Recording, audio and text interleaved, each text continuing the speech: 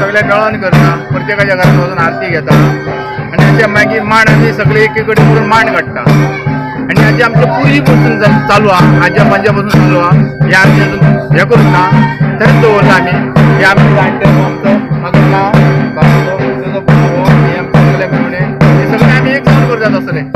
आता किती वर्ष झाले? आता खूप वर्ष झाले, म्हणजे पुरी पासून करता, आज्या पंजा पासून करता, पण तेच आमी अजून पर्यंत चालू दवरला आणि आमी असेच चालू दवरतले आणि आमचो रेकॉर्ड दवरतले आणि आमी असेच तसंच करतले.